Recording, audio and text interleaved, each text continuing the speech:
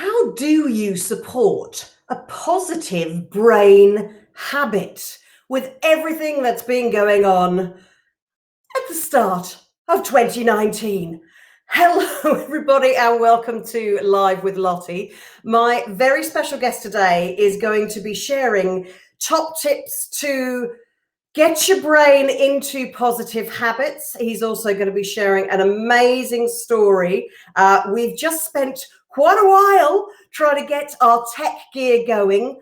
And I think the biggest habit that I have learned today with my crazy brain and with my super duper guest today is patience is our number one key. So while I do an intro, before I bring him onto screen, my guest today for Live with Lottie, Confidence on Camera, is a wonderful Jason Le Masurier. Jason Le Masurier. He'll pronounce it properly. Tell me off for pronouncing it wrong, I'm sure, when we see him on screen. But Jason I met through the professional speaking world when he was just starting off 2018, 2019 as a professional speaker. He'd been speaking and fundraising and doing all sorts of amazing things with his interesting brain. So this is a man who had a horrific kite surfing accident. I know somebody else who's had a horrific kite surfing accident here off Sandy Mount Strand, used to work with me at Coca-Cola. But Jason back 13 years ago, so in 2007, had a horrific kite surfing accident. He was told he was never ever going to walk again. He basically landed on his head, paralyzed all down the left-hand side of his body.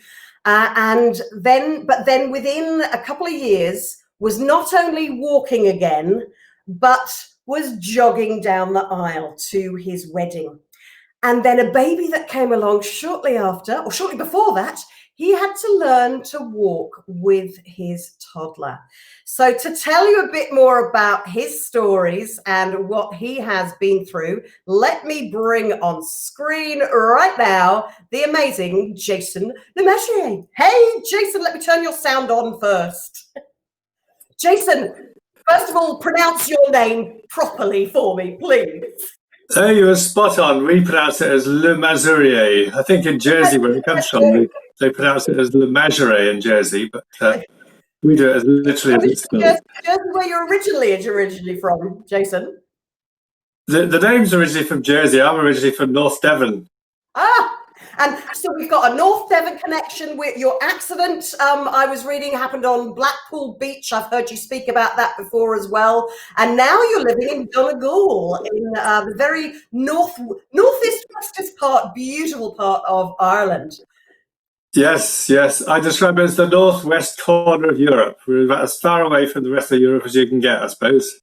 It is. It's brilliant. It's a beautiful place in the world. So Jason, let's kickstart before we kind of get into your habits and a bit. I want to hear a bit more of your story first, because I know. I mean, obviously with me, I've got my MS brain that's kind of doing strange things for me. I never thought, like, I'm getting confused about things. I'm saying the wrong words at the wrong times.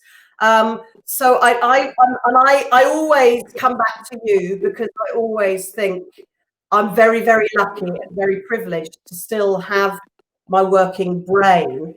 So take us back to how it felt for you with the beginning of the accident and how your brain was working, not working, and what you actually had to go through to retrain your brain to walk again.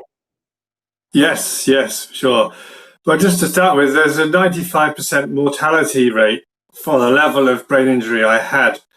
And if anyone is medical out there, they'll have maybe heard of the Glasgow Coma Scale, which is, and I scored 3 out of 15 on the Glasgow Coma Scale, which is almost as close as you can go to death. But luckily, the Northwest Air Ambulance was based about half a mile away from where the accident happened on Blackpool Beach.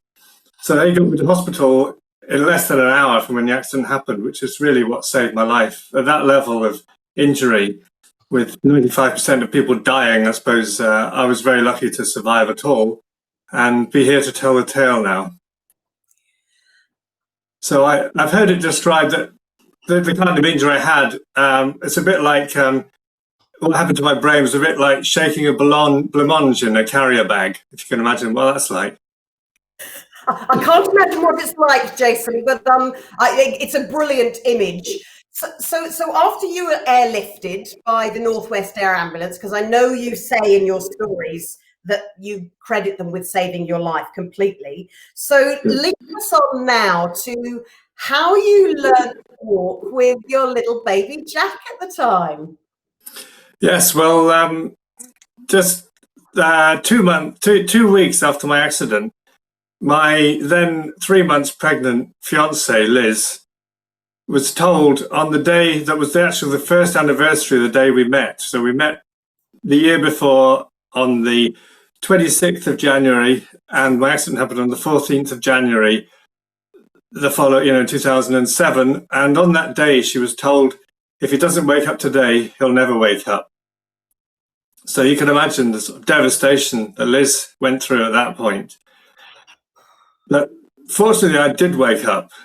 And so I first of all, on that day, I could somehow hear Liz's anguish, and I thought, I've got to give her some hope.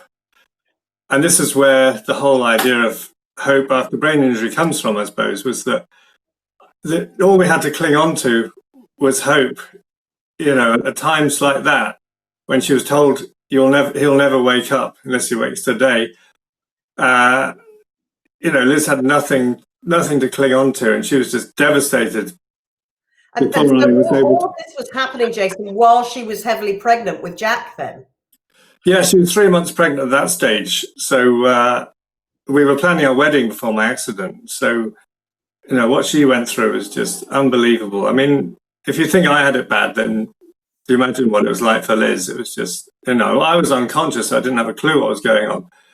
But she was funny because I like noticing for me when my brain goes fuzzy, noticing for Steve getting his worry, his concern, and it's with a brain injury or brain confusion, the stresses that come from that.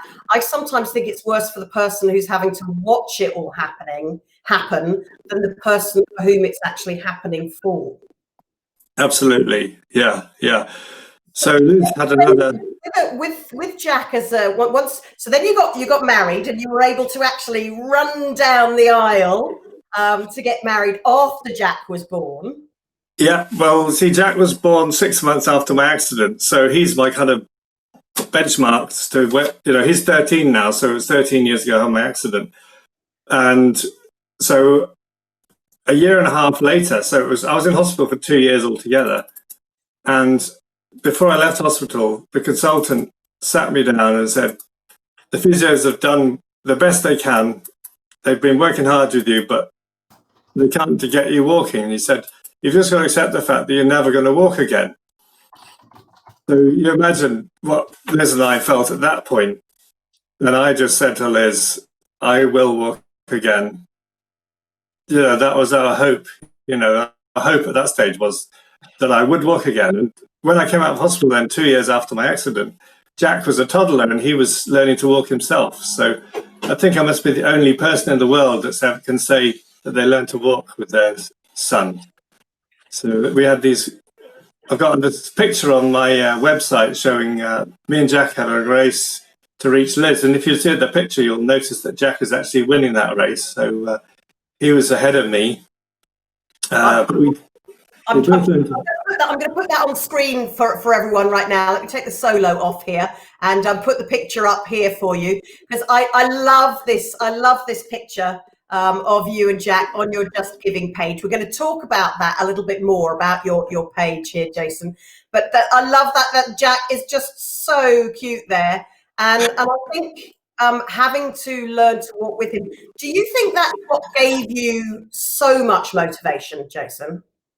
Yes, well, there was always more, new goals to meet. And, the first one, after the doctor told me I'd never walk again, was that I would walk again. And, at that time, I thought I'm going to learn to walk before Jack. It's like, that was my goal. I'll learn to walk before Jack. And I didn't get before him. We both did it exactly at the same time. Oh, I think that's fantastic that you actually both learned at exactly the same time. And one of the, I love what I found on your website, JasonLeMasurier.com. Let me just show that up at the bottom here. JasonLeMasurier.com is I'm going to put it solo here on the screen again, because it says your catalyst. Once you said, now I can walk again, I'll do a triathlon. Jason, there's people who go from learning to walk with their toddler, that's a new one anyway, but then running down the aisle to get married in 2009, or when you've done that, to then doing a triathlon, but you and Liz did it together. Well, that's right. Yeah, I mean, we've been through everything else together. It just seemed right that we should do, you know, that was our sort of, a new benchmark, a new, you know, point that of my recovery was that we actually managed to do a triathlon together. And the most satisfying thing about that was that we went back to a doctor who told me 4 years before that I'd never walk again, and asked him to sponsor me. So you imagine what that felt like. And after he picked his jaw up off the floor, he did sponsor me. I love that. I also, it's fantastic, the comment that I know one of the triathlon magazines that you said, I learned to ride a bike again so I could do triathlon. And that was on the front cover of their magazine, about one man's journey back from the brink, on page 50 of their magazine. But, oh, where have I've got something going on wrong here, folks. Let me just do a solo onto me. Something has just happened, and I think I might have just lost Jason in the show. So, hey, technical fun is all the go today. I don't know whether it's his mobile has finished off. So what we might do is just stop the recording right there, and then we'll pick it up in a moment. Don't go away. We will be back to chat more with Jason Le Masurier very, very shortly.